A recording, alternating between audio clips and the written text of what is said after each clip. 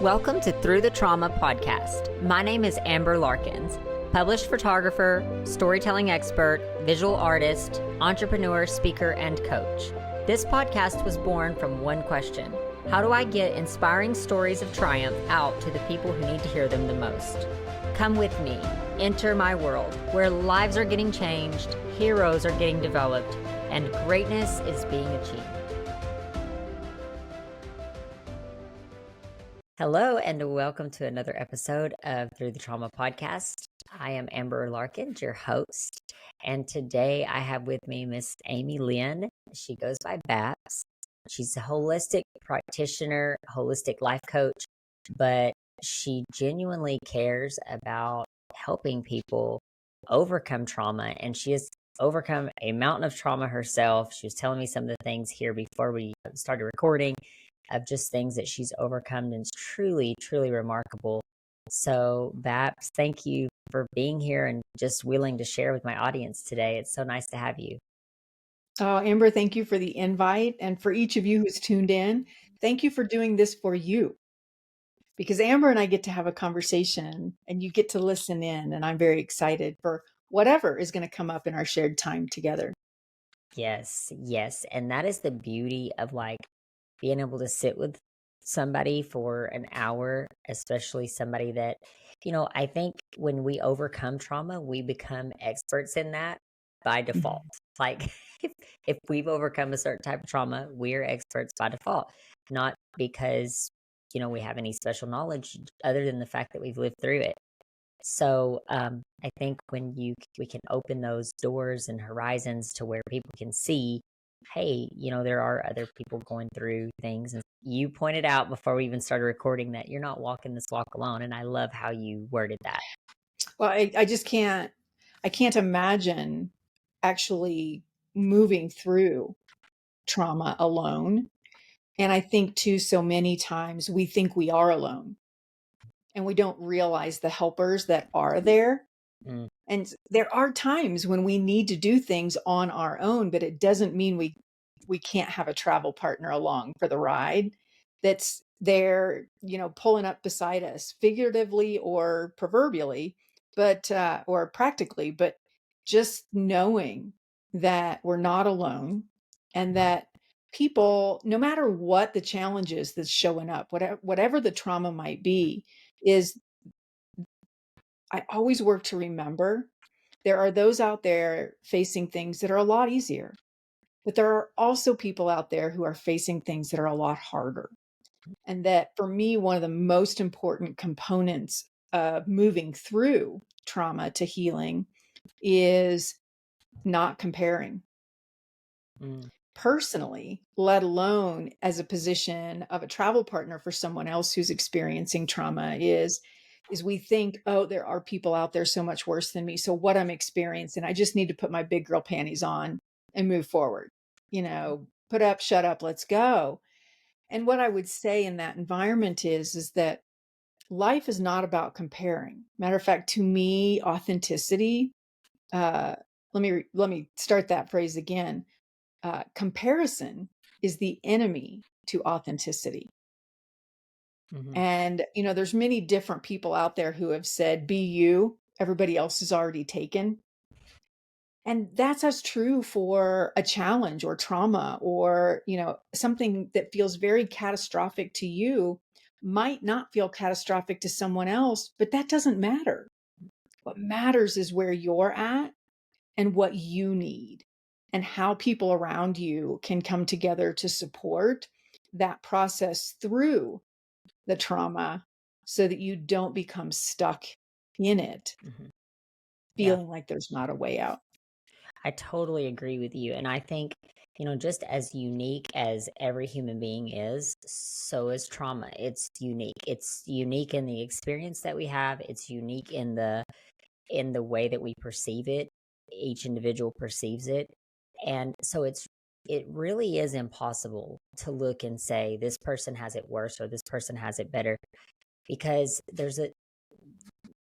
life is so multifaceted. There's so many areas to life and that construct, our experiences as a human.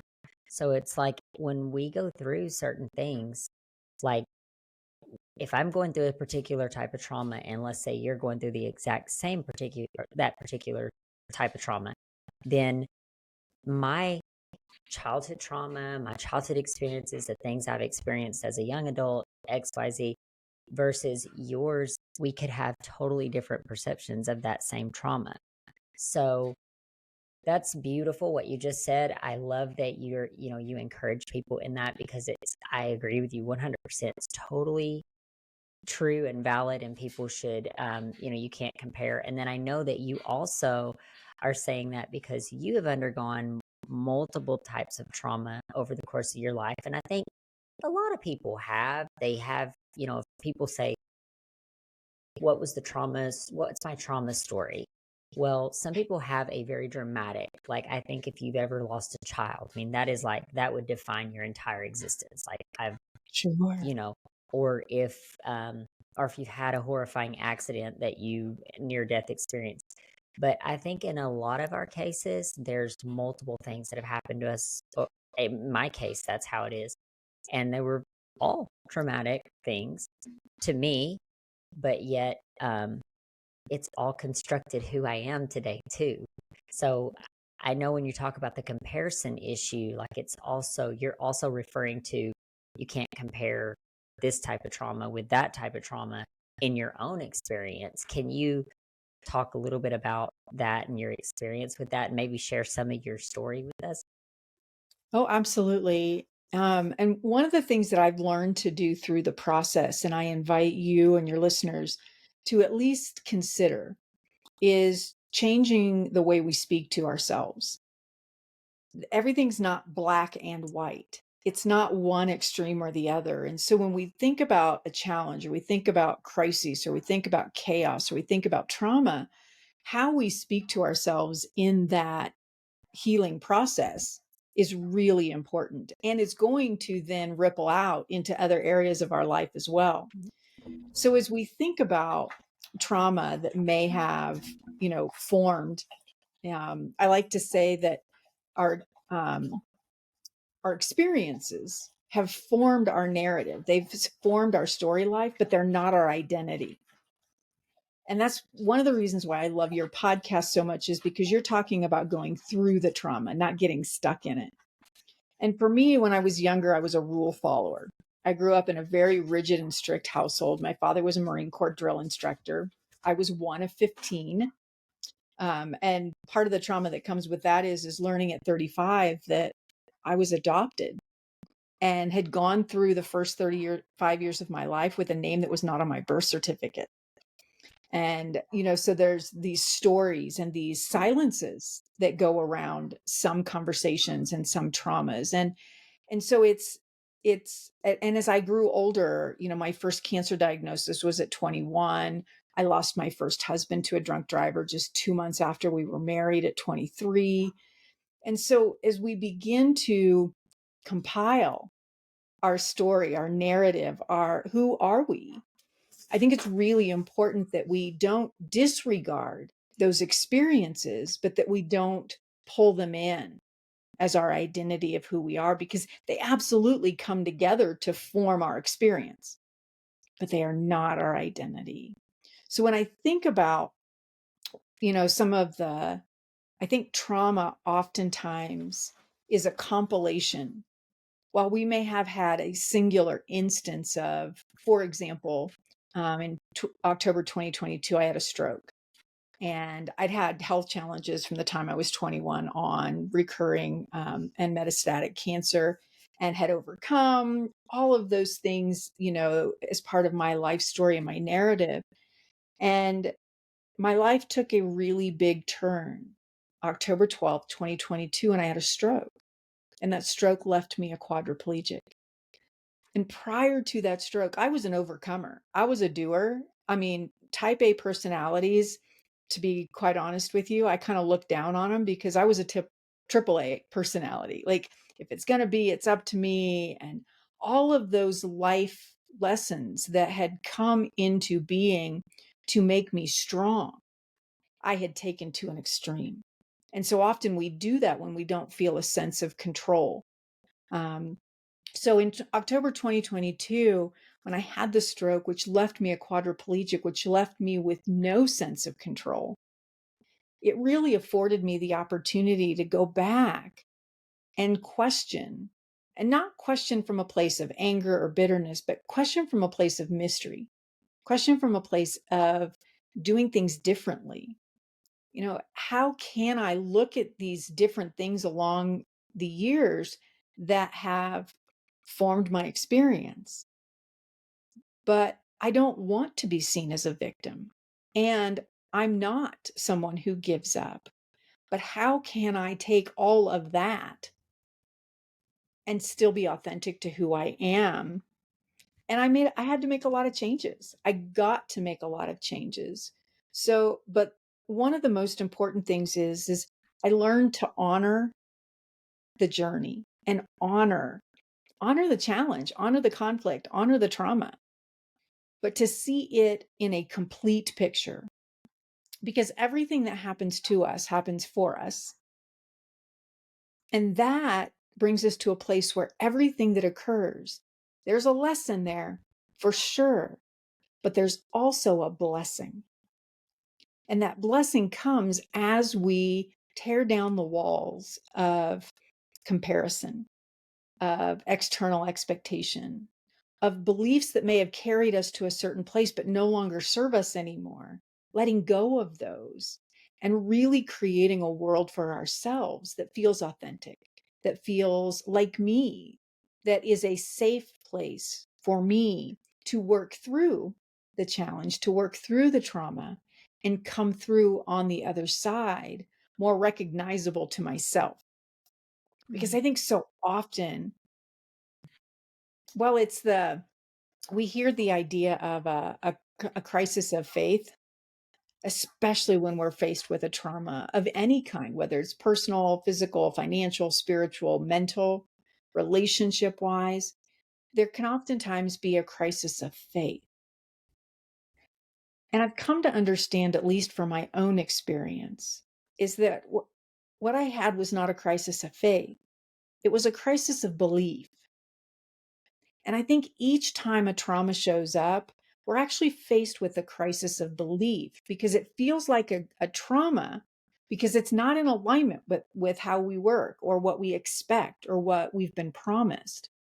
And so there's this crisis of belief because the belief that we're operating under isn't truly ours. Maybe it was our parents, maybe it's society, maybe it's our church or our religious organization, maybe it's professors or our coworkers. We acquire beliefs along the way, but we're not necessarily taught how to experiment with those and test those. When they really get tested is in a moment of challenge. And when we aren't in alignment, when our true core being of who we are is not in alignment with our belief system, what we have is trauma. Mm. And by borrowed belief, what I'm referring to is those societal norms, those traditions that we kind of do with our eyes closed. I think so many of us, not now because they won't let me drive, but when we learn to drive and we've got a lot going on in our lives and we pull into the driveway and we get into the house and we're like, man, I didn't even remember driving. I didn't remember the drive home. There's an unconsciousness to the way we begin to operate when we do not take the time to heal the wounds at, at each step of our life's journey. And that unconsciousness protects us to some degree because it allows us to continue to operate. But in that moment of crises, of that moment of challenge, that moment of trauma, not only are we awakened out of the subconscious, but it's so often in that moment that the wounds of the previous challenges actually exacerbate whatever's showing up right now. And so we get to, at that point, it's an invitation, in my opinion, to go back and begin to question, what are my beliefs? Is what I is there truth And is there value? And can I think differently? Can I operate differently? Not taking on what other people's beliefs are. Because by taking on someone else's belief, what we do is we actually open the door to victimhood. And I'd like to think that those that are listening to a podcast about moving through the trauma, they're not raising their hand happy to be in a position of victimhood. They recognize that it's not a place they want to reside. And look, at some point in our lives, I feel like we've all been in that place of victimhood because it feels heavy and it feels hard and I don't know how to get out of it.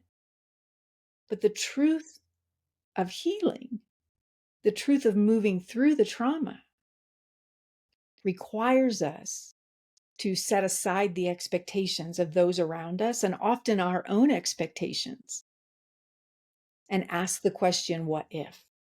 What if I didn't believe this? What if I didn't have this expectation or taken on this expectation or belief from those around me? Because it's the moving through the trauma that we grow and that we learn who we really are and what we really can face, and that we are so much stronger than we could ever imagine. That's so good. And, I've gotten to the place in my own life where I've looked at my things that I go through or when things happen to me, where I'm like, you know what, this is an opportunity for me to grow. And I come out of like a fitness industry. I love to work out, and it's I compare it back to like muscle. If you want your muscle to grow, you've got to break it down. You got to go into the gym and tear it apart, like break all the muscle fibers so that it can then expand and grow. And I think if we can start to shift our perspective and look at trauma the same way, like this is something that if it's breaking me apart, like it's breaking my heart, it's breaking my spirit, it's breaking my soul, it's breaking all of these things inside of me. But it then in that breaking allows something beautiful to grow and flourish and for it to be put back together even stronger. I was talking to someone uh just the other day, and I can't remember how this conversation even came up, but they were telling me that bones, like once they're broken, I don't even know if this is true. They said like bones, once they're broken, that they actually are built back stronger than like it's harder to re-break a bone. And I don't know I've if that's actually heard that too. okay. So I'm like, I didn't know that. But if that is true, I mean, it totally fits this as well. It's like once you're broken, it's like now you know how to navigate through that. And I've never thought of it the way you described it, but I love the way you described it as it not only it's not only affecting like that, but then it's uncovering other things for you to go back and possibly heal and ask questions and give you a foundation to really start to heal and put things back together. And in that breaking, you could heal other wounds from the past. Oh, You completely. To me, that's part of the process. That's part of the trajectory of growth. Because when I was 21, I didn't understand the childhood trauma. That was my childhood. I knew it was different than most of my friends or people that I had grown up with, but I didn't see it as a trauma. I couldn't recognize the wounds. And so as we grow and learn, we begin to see that in that those differences that I had just categorized as something that was different than my friends, that internally it had left its mark on me. And that's just how life is. Life leaves its mark on us. And sometimes that mark is good, and sometimes that mark makes us feel or allows us to feel less than who we really are. And so when I began to see almost this compilation of those experiences that had left me thinking about myself in a certain way that wasn't positive and wasn't uplifting and actually wasn't accurate, that if I didn't take the time to go back and pull those circumstances out and roll them over, poke them with a stick, kick them with the tip of my toe just to begin with, before I could really begin to uncover and open those wounds. But it's by opening those wounds, it's by the breaking of that bone, and then caring for it properly so that it heals back properly. Because that's the thing. If you take that example of a broken bone healing back stronger, so often I have heard, not so often, but I've heard, and I actually had a cat in this situation. And that's how I knew that what you were saying was true, is that when she was just a little kitten, the vet believed that she had either been dropped or run over. And so when we rescued her at 5 months old and took her to the vet the very next morning, she had a little hitch in her get along.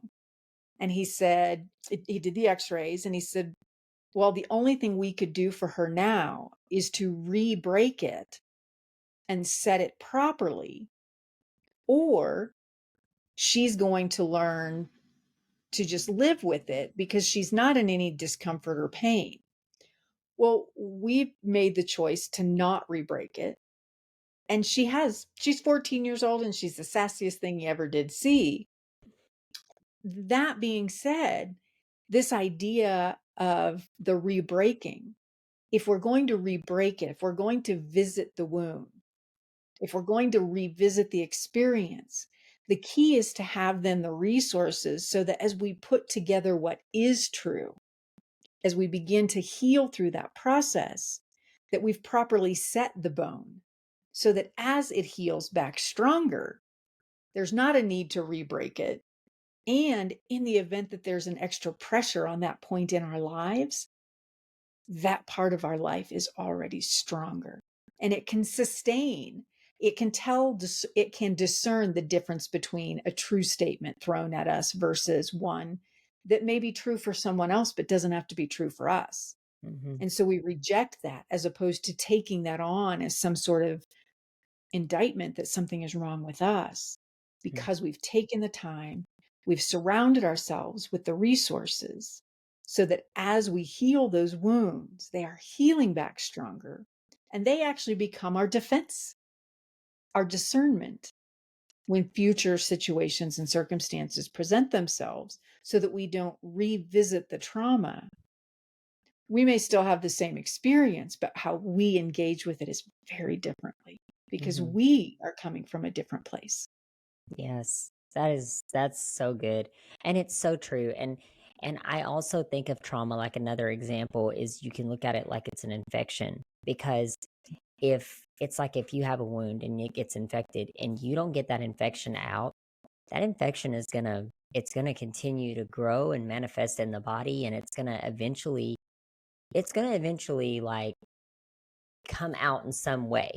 And I think trauma is similar in that if we don't heal from it, if we don't get better from it, what's going to end up happening is you're going to be triggered by something, and uh, you're going to lash out, and then you're like, where did that even come from? You're like, oh, Right. that's a trigger from the trauma that I did not deal with. I stuffed it and hoped that it would just go away, but it doesn't go away. And if it doesn't manifest in triggering, I've I've talked to so many people that it manifests actually in the body, like in the Totally. form. I'm not saying your situation your cancer was a form of childhood trauma, but I think trauma can certainly manifest into cancer, and it can manifest into like pains and ailments and things that we hold in our body because we don't know where to store them. In our body, if there's a book which comes up here regularly, is The Body Keeps the Score. Have you read that book? I have. Yes. And he Yes. talks about how it's stored in the body, how trauma is stored. But I have a question for you, like specifically about the stroke. Like Mhm. obviously this to me, this, you know, it has to be like a detrimental thing when you first learned of this. So the stroke was sudden. You didn't know that, you knew you had some health issues that you had been dealing with your life and during your life. But like this stroke was a sudden thing. And then did you go unconscious and then wake up and they're like, "Oh, now you can't move anything?" Or Ho can you expand a little bit? Like, I'm just trying to wrap my mind around what that Sure. experience must have been like for you.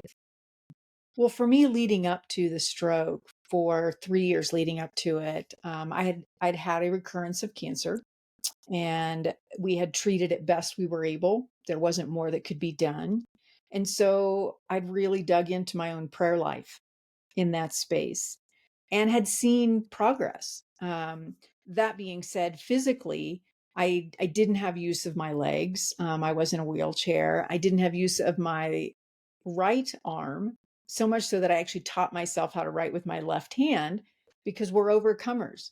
That's what people who experience life trauma are. We are overcomers, and This was we. before the stroke. Like, this This was was before the stroke. because of the cancer. Right, because of the cancer. And so on the morning of that stroke, and of course, this is, I don't have memory of that. So what I share from that comes from, for example, my husband. I had just been accepted into a service dog training program, and we had a puppy who was, gosh, 5 months old, 4 months old at the time. And my husband had taken him out to relieve himself. And when he came back in, I was on the floor and non-responsive. And so it, that for him was a big shift because the strength, the strong woman, the courageous, the bold overcomer literally laid lifeless on the floor. And actually his son, my son in heart, who lived locally at the time, came and helped and brought me into bed. And it was, I had a friend who actually came up from Grenada. She and her husband lived down on the island of Grenada, and she came and sat at my bedside for 2 weeks. And as the body in that regard made its decision of what was going to transpire, they watched and they prayed because there wasn't anything from a medical perspective that could be done. And so what we have in that moment is prayer. So as I began to kind of come back into my own being, I recognized a couple of things. First and foremost, that span with no memory. It wasn't a span of no memory. It was a span of a very different experience. Some people refer to it as a near death experience. I've come to refer to it as a fuller life experience. There was an expansion of consciousness for me. There was a there was a presence that defies definition. And it was in that space that life unfolded in a new and fresh way for me. So coming back then into this practical everyday life that looked now very different because beneath my shoulders doesn't move of my own accord. And that includes things like, the body has to eliminate or it has to eat or breathing. And so I was on oxygen and I couldn't eat. The muscles atrophy. So it began to be this place of, I can do the easy thing. And that's to just give up and let the body wither and let my soul move forward at its leisure. Or I can recognize that I'm here for a reason and I can determine how I'm going to at least be conscious each day. The approach that I'm going to take to life is going to be, I'm going to be as present as I'm able, and I'm going to do as much or as little as I can. And I'm going to do the best I can each day. And my best today may not look anything like my best tomorrow. And I'm not necessarily saying my best tomorrow is going to be better than my best today. And that those ideas are no different for a quadriplegic than they are for someone who's fully able-bodied. We get to make those choices as to how we're going to show up. And we get to give ourselves the grace of doing the best we are able in this moment and not comparing it to any other moment, because it's in that comparison that we lose sight of the blessing of, look, I'm a quadriplegic. And again, type AAA personality prior to that. I was a goer, I was a doer. If it was going to be, it was up to me, and I didn't care what the obstacle was. And now I'm in a position where I literally rely on those around me for 99% of my movement and 100% of my practical daily caregiving. And I had to learn to see the blessing in that and to accept the lessons and the gift that come with each moment of surrendering to grace and making a choice and holding myself accountable to that choice, in recognizing that, this morning I didn't show up my best self, and I can recognize the why, and I can allow for that to be true. I don't have to be hard with myself because I didn't show up my best self. But if I'm aware of it and I'm more conscious of it, then tomorrow, a week from now, a month from now, when that same situation arises, I can approach that situation with a little more grace, because I know and I trust that those that I have surrounded myself with have my best interests at heart too, and they're just simply doing the best they are able. And their best might not meet my need, and that's okay. It doesn't make them any less, or it doesn't mean they care for me any less. So it's all about making choices and being gracious with ourselves through the process. Because I will tell you, for as much as I did prior to October 12th, 2022, my life has unfolded so differently since then. But I've written a book. I've got a TED Talk that's got nearly 70,000 views on it. I've done the things that, believe it or not, I was actually afraid to do beforehand. And so this trauma could be something that I would have allowed me to reside, acceptably so, in victimhood. Or I can say, okay, this is what I've got. This is what I can do.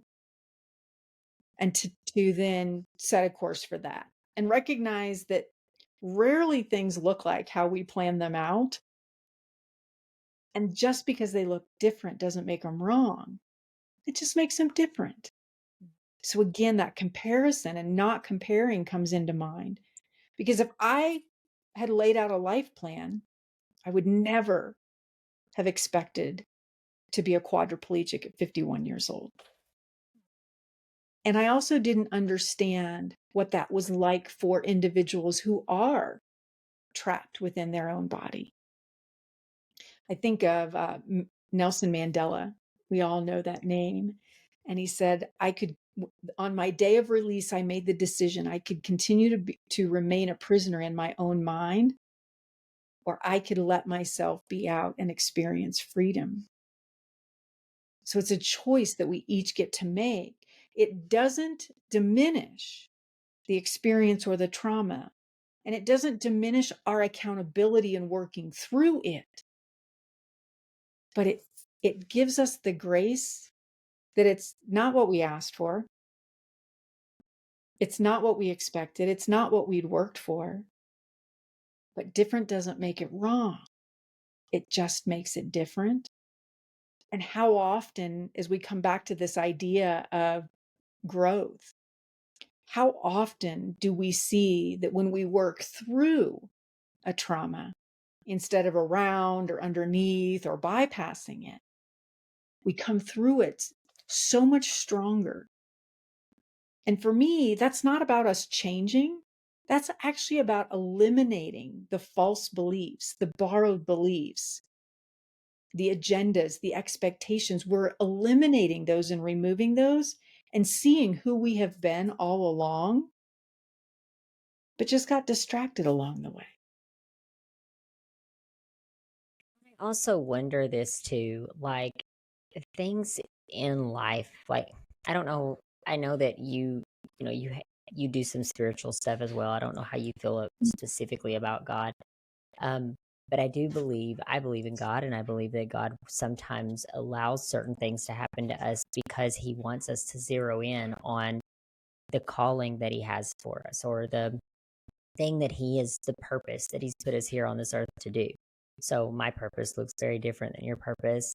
But just in your case, like as you're talking, I'm just sitting here like, obviously you're a very eloquent speaker. You're very like, you articulate things in a way that's very easy to understand for, I mean, I think anyone who is listening could very easily understand and relate to what you're saying. And, could it be, this is just a question, like, could it be that your mind was so strong that God had to almost take all other distractions, because that mind that you have and the way that you articulate things and the way that you speak and the way that you're helping people and so on and so forth, maybe that is the thing that he needed you to focus on the most. Mm. And I wonder this sometimes, like when I see people that's undergone things that is totally not, it's not anything that they've done, it's just things that have just happened. And it's like, again, I don't know how you feel about the Bible, but the Bible says God uses all things for good for those who love him. And it's like, if you love him, you love people, and if you love people, it's like all things work together. I truly believe that. I believe that everything works together. And if that's the case, then everything is a blessing. And to be honest with you, I've thought about this a lot. This life is so short. It's so short. Like, what are we realistically? What we might live 100 years. Most of us probably 80 ish years.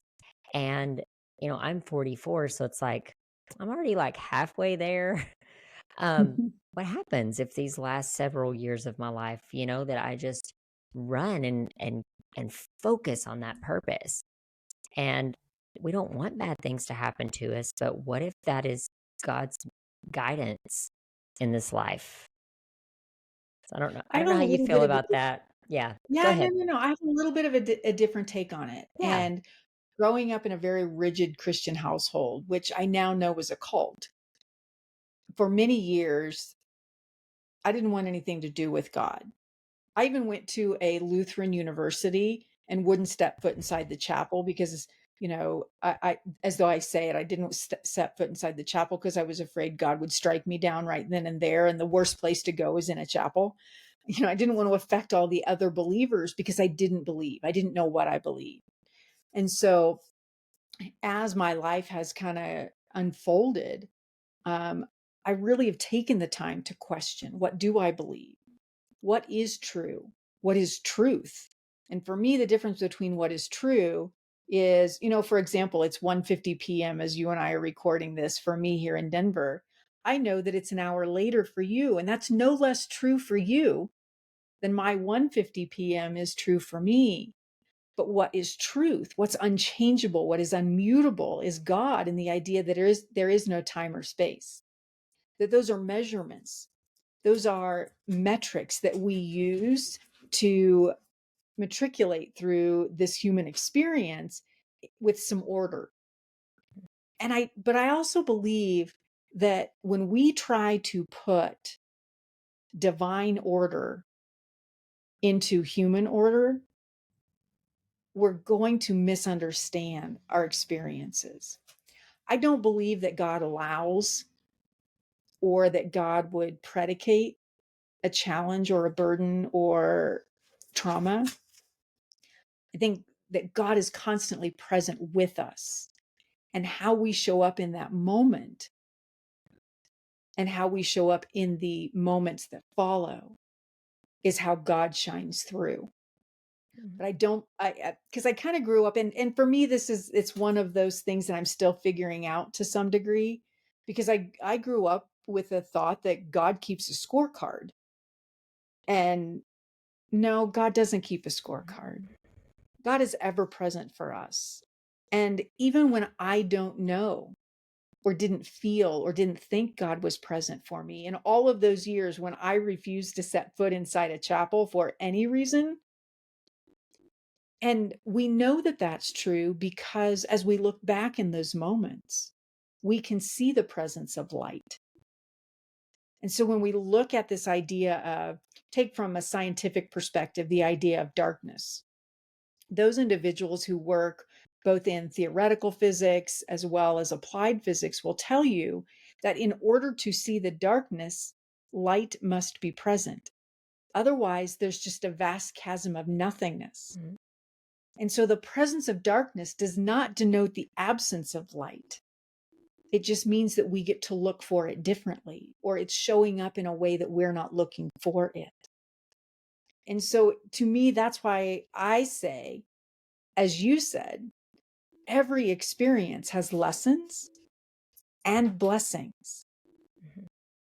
And our role, our job, our accountability in that space is to look beyond the lesson to receive and acknowledge the blessing because it's there waiting for us.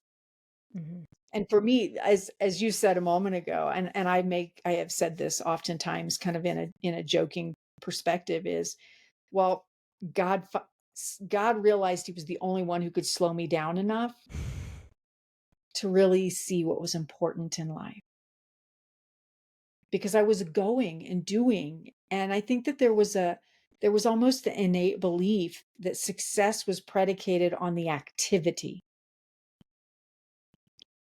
And this has afforded me, God has afforded me the opportunity to see that one, success is a human metric. And to me at this point, it matters not.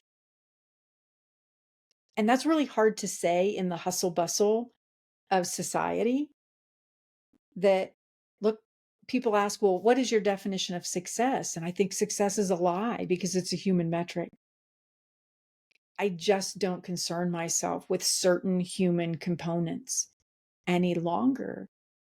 And what I find is as I set down those human labels, set down those human expectations, I'm accomplishing things in new and different ways that I could have never accomplished before because I was so constrained by the human expectation, so constrained by the human label, the human role, the practical application of what it means to be here now. Mm. Do And I think you the second step to that is letting go of fear. And we can talk about that at another time, but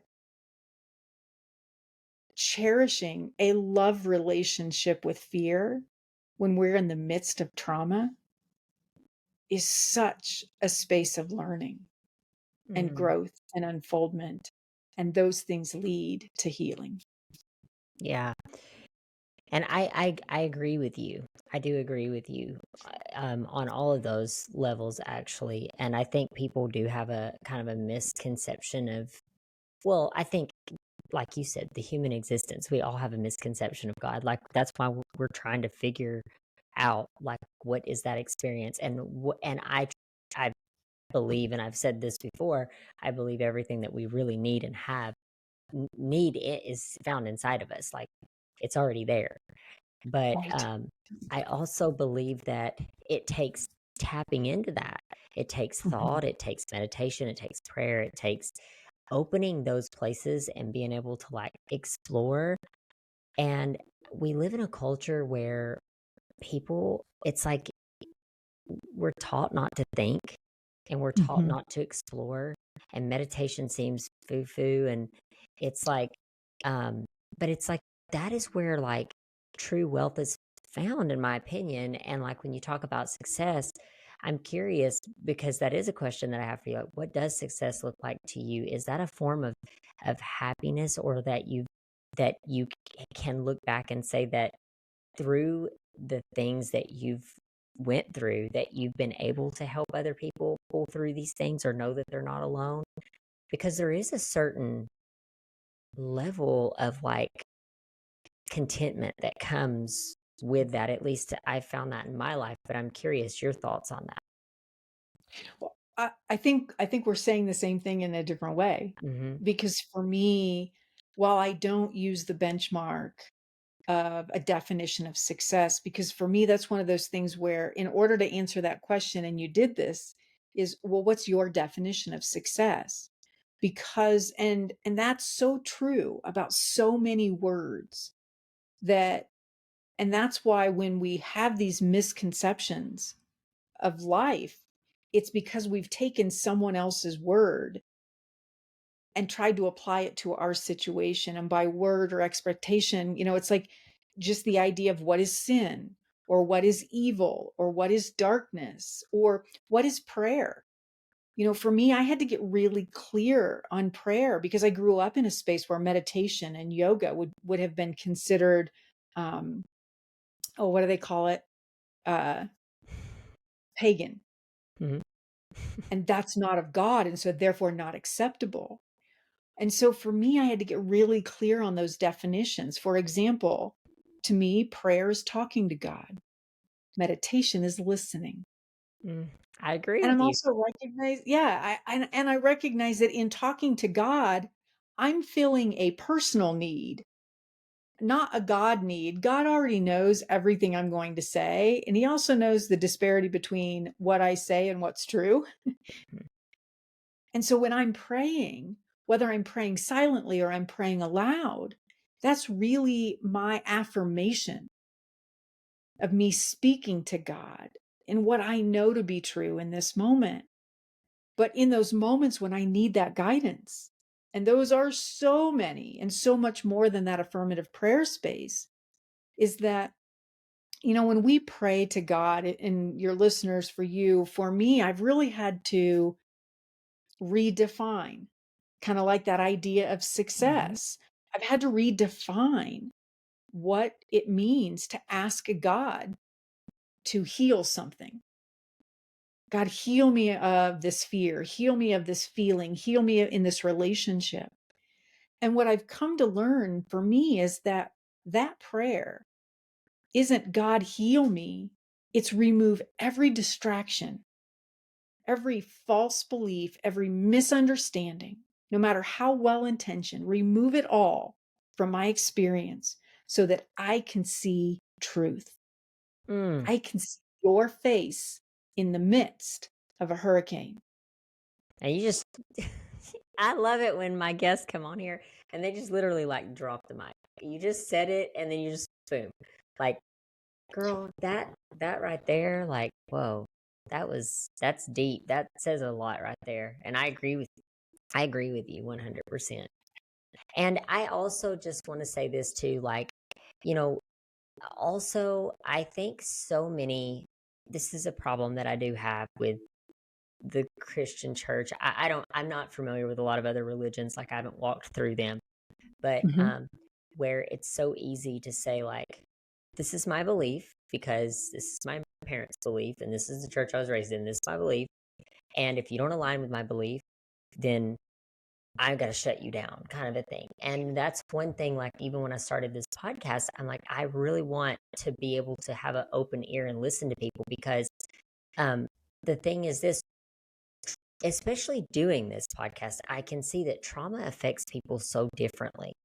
And who am I to say you should live your life like da da da da da? And that's based on my perception, my experiences, my trauma, my life, what I've been through. But I've not walked in their shoes. Yeah. So why shut people down? And I think that's a real problem. And I just encourage, like, it's been something that has been on my heart for several years, honestly, where it's just like I can't sit here and tell someone, oh, you just get over the fact that, you're grieving, you're in the middle of grieving. You can't tell someone that. All you Mhm. can do is be a support and empathetic and, sympathetic to them and give them what they need, which is one, letting them know they're not alone, letting them know that you're there for them if they need a shoulder to cry on, and letting them know that it's okay. There's a process to trauma, and there's a process to the grief going through trauma of whatever that is. So And I your think, process may be different than mine, and that's okay. yeah, yeah. Absolutely. I think that one of the things is we talk about kind of that upbringing in a church, and I've really struggled with that idea. And I had to do a lot of soul searching. And one of the stories that we don't often hear about, we all hear about the loaves and fishes. He fed 5,000 with the loaves and fishes, right? But how often do we hear about the story that follows right afterward? And the story that follows right after the loaves and fishes is, and I'm going to paraphrase because I'm not a pastor, I'm not a preacher. I am a student of life in the Bible.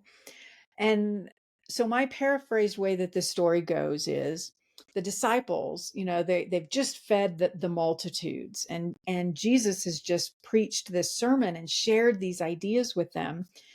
And the disciples are feeling a little put off. Dude, you tell them stories, but you give us the hard stuff. And essentially what Jesus said was, know your audience. Let them be where they're at. Mm. Accept them where they're at. I tell them stories because that's how they can receive what I have to share. You already have received what I have to share. You're now doing the work toward really owning that and living that for yourself. And so you're in different situations. But essentially, in my very naive and amateurish way, Jesus was essentially saying, love them where they're at. Mhm. And give them the space to not need to tell you what's wrong, to love them, to list some, itemized laundry list of challenges and sins. I don't know about you, but when I read the Bible and I read the stories about healing, Jesus never asks. He never asks about the ailment. He never asks them about their sin. He just simply says, get up, take thy bed, go, walk. Mhm. Because we get so stuck in the recounting of the story because we want to feel a sense of resonance and we want to get out of the story. But because we aren't willing to talk about it fully, we can't get up, take thy bed, and walk. Yeah. And then just to add to that, I do think there's this thing of where a lot of people, it's human nature. It's just human nature because I've struggled with it too, where Yeah. you look at certain things and you're like, I don't struggle with that, but this person struggles with it and they're wrong. Like, Yeah. well, how you shouldn't struggle with that, you know? But what people fail That's to, so easy. Just get oh, over it. yeah, Oh, it's so totally. easy. But what people fail to realize is that you have your things you struggle with, and that person doesn't struggle with those things. So they could do the same thing back to you. Like you struggle with this. So, and I just think when we start to change our perception of how we look at and how we love people, like love gets over, I feel like it gets a lot of overemphasis and like taken out of context. But in truth, Totally. it's like, do you just love people? Do you love like, hey, I just want to empathize with you. I just want to be able to like put my arm around you and like you're not alone walking through like to me that's like put the judgment outside the door for a moment and just love that person and you don't know what they've been through. I have sat with people on this podcast and they've told me their story and there's no way I would have ever thought they had been through what they've been through except they open their mouth and start talking about it. And it's just so remarkable to think that we all have these experiences. We all have a wealth of knowledge we can learn from each other. That's why podcasting, I think, is so Yeah. powerful because we have so much we can learn from each other. But we have to put the ego aside and say, hey, we're going to learn from each other. I know I'm not an expert in everything, but I want to learn. And that's the beauty of life and navigating through life and being able to you're strong in some areas, I'm strong in some areas. Let's link arms so you can strengthen me and I can strengthen you, or you can be my strength and I can be your strength. I don't understand why. Totally. Yeah. Why is that so hard Yeah. to get? Human nature, it's the ego, I think. Well, it's definitely the ego. And for me, it comes back to a phrase: I'm not my sister's keeper. I am my sister. Mm, I love it. Because the ego says if I'm my sister's keeper, then I have to keep her in check. Mm-hmm. Yeah. But if I am my sister, if I am you and you are me, then I approach our exchanges, I approach our shared time together, I approach our presence within one another from a place of compassion Mm, and I love a it. place of knowing, because there's times when no one knew my pain and I couldn't give voice to it because I didn't feel like I would be anything less than judged. And so when someone comes to me and I catch myself recognizing that judgment, it's easier to shut it down because it's not my job to judge. God handles all of that at whatever level we believe in it. Mhm. It's my job, as Ram Dass says, we're just here to walk each other home. And I think you, Amber, are like me. You just want to be the best travel partner you can be. And that changes the way we show up in life. Mhm. It changes the way that we share. It changes the way we heal our own trauma and our own wounds. And it changes the example that we get to be for those around us. Mm. I am And not my sister's keeper. I am my sister. I wish we had all day to expound on this, because I Me think too. you and I could go down. We could talk about some things, and I think it'd be very valuable. So we may have to set up another podcast to talk about all these things. But I do Okay. want you to tell my audience where to find you and where, like, how they can learn more about you and your mission and your work, and if they Uh-huh. choose to maybe work with you. I mean, hearing you talk, I'm like, you got a lot of wealth of knowledge to give. So Aw, thank you. tell Well, my the audience easiest where to way, find you. Amber, is I'm relatively certain you're going to spell my name correctly in the show notes. So check out the show notes. My website is amylynnecarroll.com. My socials, Instagram, Facebook, LinkedIn are all amylynnecarroll.com. And yes, I've got a book, I've got programs, there's ways we can work together. But the most important thing to me is my mission, my purpose is to create a safe place where we can be heard, wounds can be healed, and truth can be discovered. I have a widget on my website that literally will let you leave a voicemail for me, and I respond to everyone, because the first step in showing up for yourself is to ask for someone to travel with you. I Mm, take it very seriously, and I look forward to hearing from those people. And look, there's nothing you can tell me that's going to surprise me, and nothing you can tell me that would cause me to judge you. So check out the show notes. It's got proper spelling of my name across all the socials. That's where you get a hold of me. I've got a YouTube, a TED Talk. You might find some value in the difference between control and command. But at the end of the day, I just invite you, take one small step, whether it's with me or someone else, and show up for yourself in the way that you know you deserve to be shown up mm. for. I love that. That is beautiful. And I just can't thank you enough for coming on and just sharing, what's in your head with us, getting it out there. And I truly think it's going to be so valuable to people that hear it. So I thank you again, AmiLynne, so much. Thank you. Great to be here. And thank you for the work you're continuing to do.